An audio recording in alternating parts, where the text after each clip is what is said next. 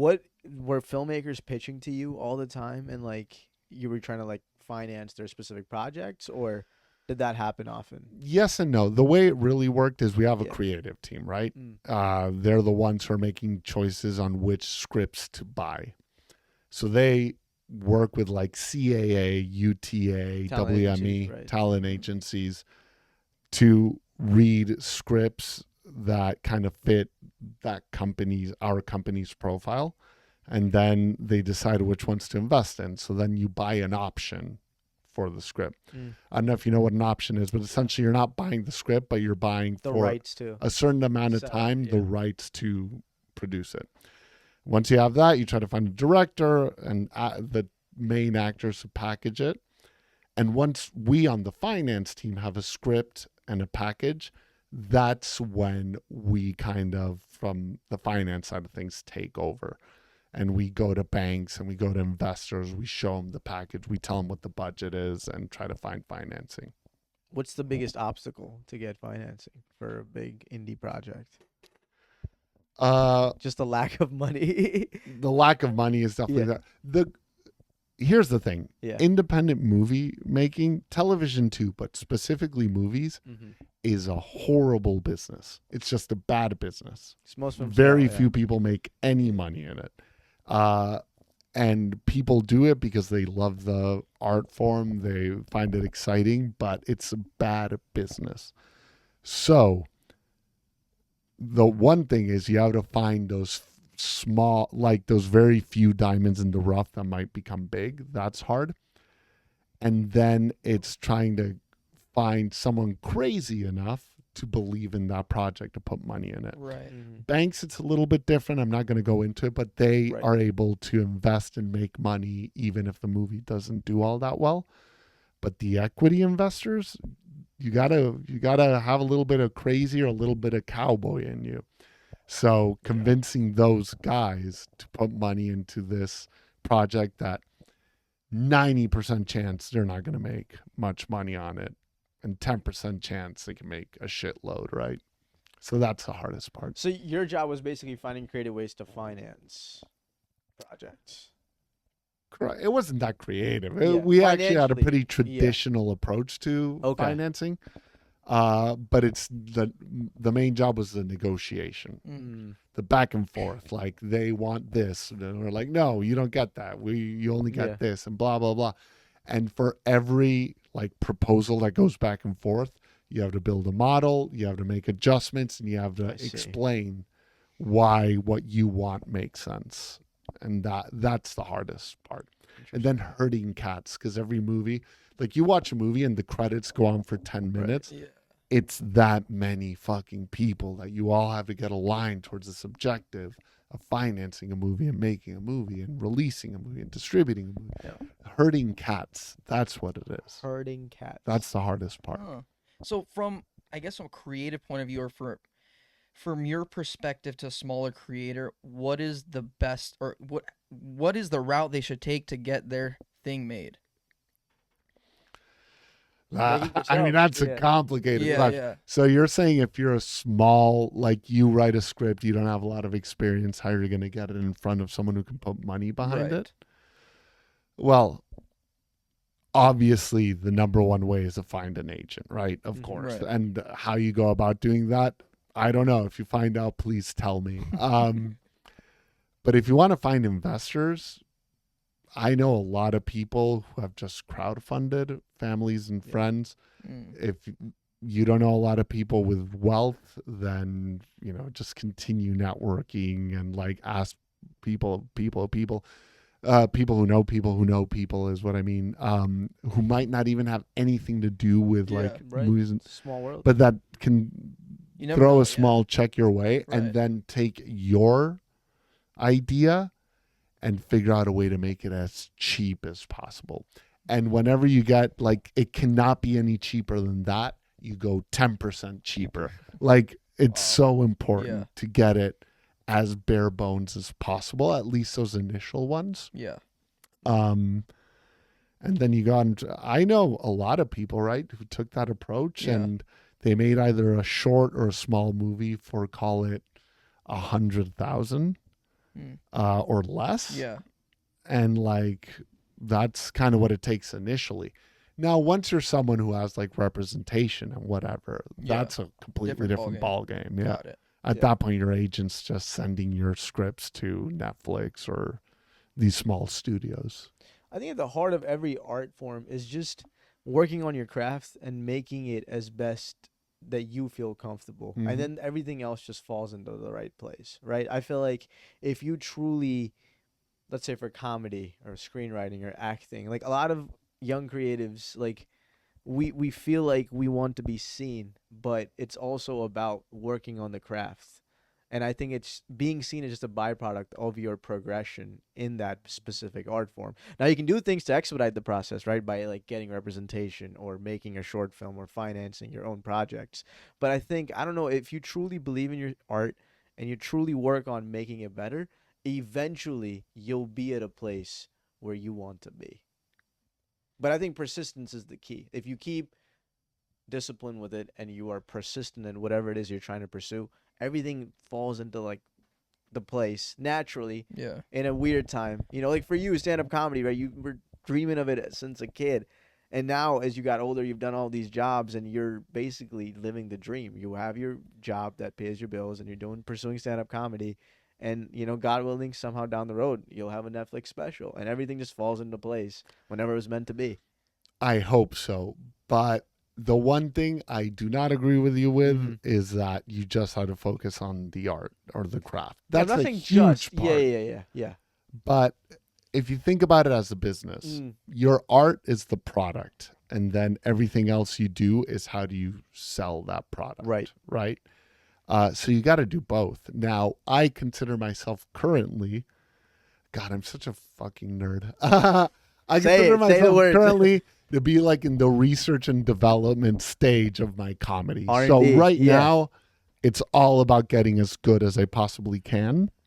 And at the same time, I produce shows, I host a mic, I'm out there networking, but I don't consider my art yet to be ready for prime time. It's just not there yet, and I know that. So I'm not at this point like going to the big club auditions. I've done a couple, but like the Comedy Store or the Improv, I don't think I'm there yet. I don't put a lot of content yet online because I don't think I'm there yet. A lot of people would disagree with my approach, and they have valid points. A lot of people are like, you just got to put shit out there. Something about myself, I don't know if it's perfectionism or just being scared, Mm. but I feel like I need to feel more confident in my material than I currently am before I start putting it out there. But once I do, you bet your ass I'm going to be so aggressive about it. I'm going to go to every audition. I'm going to be putting it online. I'm going to be marketing it. I'm going to be putting on shows. Yeah. So the art is a massive part of your success, but the other parts very likely equally important. Yeah, that's a fair point. The older I get, the more I've been hearing it's more of the right place, the right time, the right people, rather than what you know and what you can do, right? Because if other people can put you in a place that you want to be, right? But it's can you do that yourself, and that's a very difficult place to come out of, right?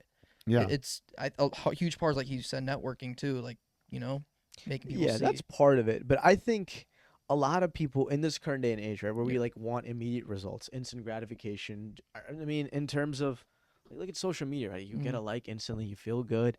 And under that motto, people want success and fame very soon. If it doesn't Yeah. happen soon for Right. them, they're like, I'm doing something wrong. Yeah. But you're not doing anything wrong. It's just taking its time because Yeah. you're still building that art. You could be doing something wrong. You could be. You could be a lot of the times, right? A lot of the times. But I think your approach is it's very good, man, because I feel like as an artist, once you feel truly comfortable in your own skin and your own art, that is beautiful because a lot of people will push you to Yeah. post stuff, right? To just do it. Just, you'll get like a 10,000 likes out of it. It might go viral. You might get more followers. But if you don't truly feel comfortable in it, you're not doing yourself justice, in my opinion. And so the R&D approach is perfect. And I love how you use your business approach to Yeah, stand-up exactly. comedy, which is like genius because it is like a business. You're building a business. The product is you, your Yeah. stage time.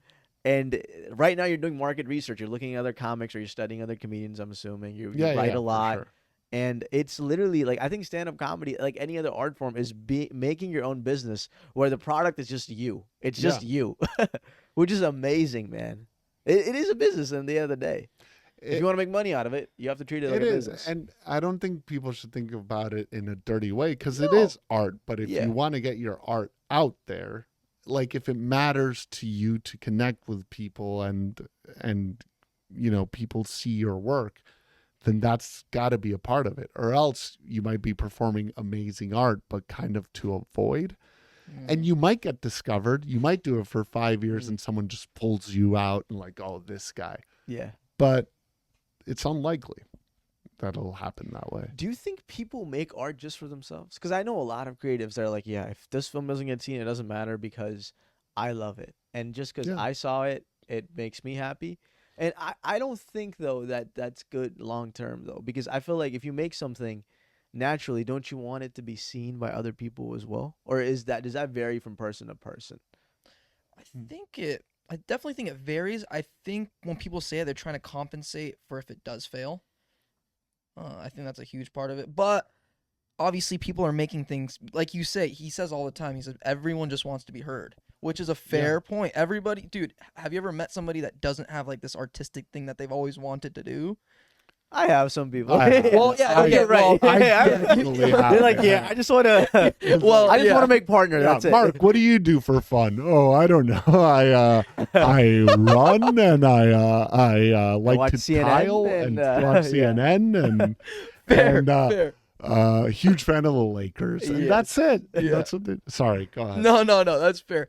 But I do believe that before they turned into this Mark, that they were in high school and they wanted, I don't know, maybe they want to be a part of a rock band or maybe they whatever it may be, right? There's something down the line, and then eventually, like you said, the dream kind of dwindles and dies and reality sets in. And yeah, I think that. So my point to this is people want that because they want to feel like they are special in a way, right? Because at the end of the day, we're not special, but there's things that we can do to make them I am special. special. How dare you? You are right. Well, I would disagree with you. I don't think he's special at all. But yeah, at the end of the day, people want to feel. I have a. This is kind of out of pocket, but I have a weird theory, I guess. I believe that people love superheroes because there is something innately special about them, and we ourselves aren't. And so you're able to express like that insufficient feeling of being special through this love for these makeshift characters. I think that's It's not a weird theory. Billions of dollars are Well- made because of that theory, my friend. Yeah. Well, Yeah. But you're right. Like, Yeah. we all want to feel special. I Yeah. think that is true. Deep down, I think every person wants to feel special in some sort of way. I don't disagree. But I think the biggest longing people have is for connection. So when you said be heard, that like we all want to Right. be heard, that I fully agree. I just think people have something inside. We all have some inner turmoil going on, Yeah. and we want people to see it, feel connected to that, and we're creating a bond, but it's also extremely scary, right? And because it's so scary, a lot of people hide behind, I'm putting it out there, but I don't really care. I'm doing it for myself. And that's bullshit. They might not want to be famous. It's possible they don't care about Yeah. being famous, but they care about people seeing it, resonating, and saying like, hey, dude, like that meant something to me. For example, I write a lot of songs, a lot of music. Really? I've never put it out there, mostly because I'm a little bitch. Like, that's truly the reason why. I've never even tried. I also don't think it's particularly good, but that hasn't stopped me from doing comedy live, right? And that the music element of my life is something where, as of right now, I do it for myself, but I wish I had the courage to put it out there just to connect with people. If anything, to make my friends and family understand more of what I'm going through my music. But I've never done it. Wow. So comedy is one thing where I'm like fully going for it. Yeah. Music is something that I kind of repress and hold for Do myself. you play it for your friends and family? Rarely. Rarely. Yeah. Wow. Well, Yeah. you're doing it for us before the podcast. A little bit. A little bit, yeah. But I was doing All the little, tricks, yeah, little yeah. jokey A little jokes. joke, yeah. Yeah. Dude, you're an interesting guy. Yeah. You